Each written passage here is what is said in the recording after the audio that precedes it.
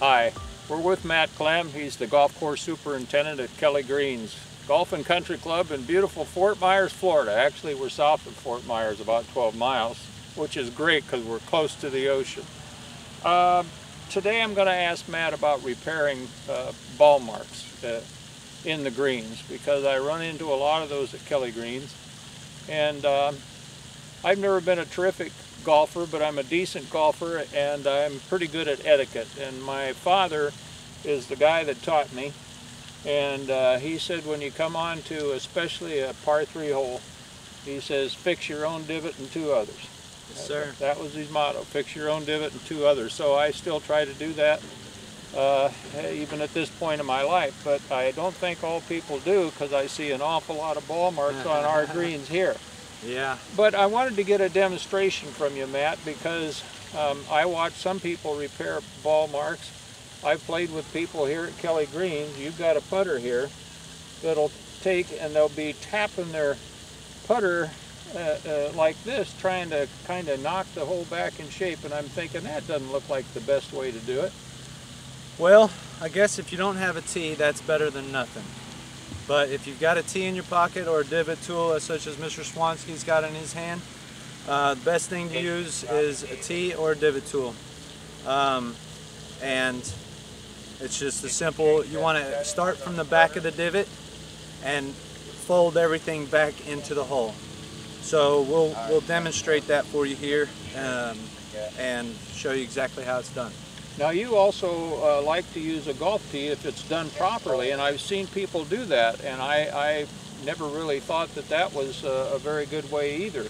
But then right before we started the camera rolling, when I showed you what I used, the 2-pronger here, you told me that if the prongs are close together like this, it's good. It's a good tool, but watch out if they're wide. If they're too wide apart. Yeah, you just tend to, usually they're bigger than the divot.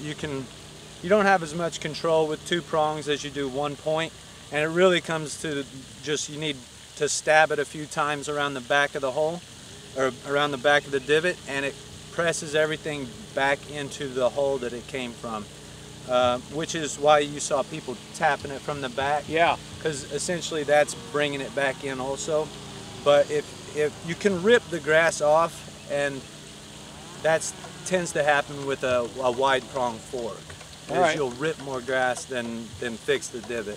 Well, we'll do a couple of demonstrations on one here. We're at hole number 5. This is a small divot that we're going to fix today, but the premise or the idea is the same behind a big, heavy, deep divot as it's going to be on this little short, shallow divot. And as you can see, somebody's hit the green and it's pushed all the soil forward. So if you take from the back of the green and just kind of regulate how far you can push this in, then you can just kind of push that back in like that, tamp it down. You can never tell that there was a ball mark there. That's like a disappearing act. Right. Oh mercy, let's find some more. But we'll do it again here. So you can see where all of it's been pushed to the back. So we'll just take and kind of push that stuff back to the front. Yeah, I can see the earth moving right in when you're doing it. Yeah, because you're not pulling it like this. You're pushing it like this. So there's pressure behind your push. Okay. You're not pulling or popping up. You're just pushing that soil back into the hole that it came from. The reason it's important to fix your divots is, one, it's good golf etiquette. That way the people playing behind you, your fellow members, don't have to come through and fix your divot.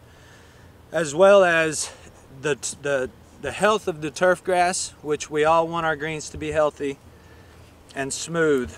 But if we don't fix our divots, they tend to look like this. Once they've been not fixed and mowed, this is what you'll be left with, and just kind of a crater. Yeah, it looks like a burnt spot. Yeah, and so that's what an unfixed divot will look like. Watch the extremes Matt will go through to give us a good lesson. That'll leave a divot. So what part of the you might as well do another one. What part of the demonstration do you call this, Matt? This is the sacrificing turf to teach a lesson part.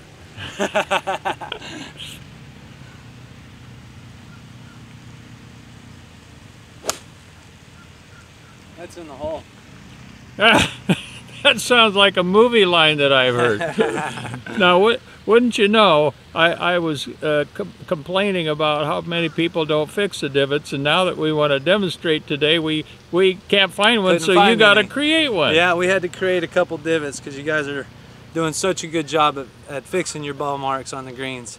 So I appreciate that. Thank you. They must have got advance word that we were going to do this. Yeah. So here's the one that Matt said, it's in the hole. Well, sorry, pal. 4 feet. Here's the divot that I left. All right. Right here. I thought it would be healthier than that, but it's still a small one. But this is exactly how you want to fix. Just put a little pressure behind your tee. Keep pushing forward. And just kind of keep pushing forward. That little bit right there will go away. And then, so we'll just press from the back.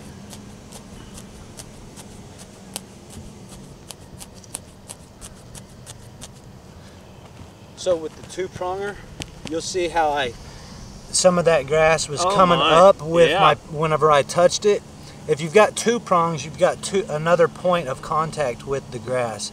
Whereas with 1 point, you can pick and choose exactly where you're putting it instead of having 2 going where you don't necessarily need them. But almost every ball mark tool that they sell has 2 prongs. Yeah. So if you've got a tee in your pocket, use a tee. If you'd like to use a ball mark tool, use a ball mark tool. All right. As long as we're fixing our divots, use whatever you'd like. I appreciate it. Thank you.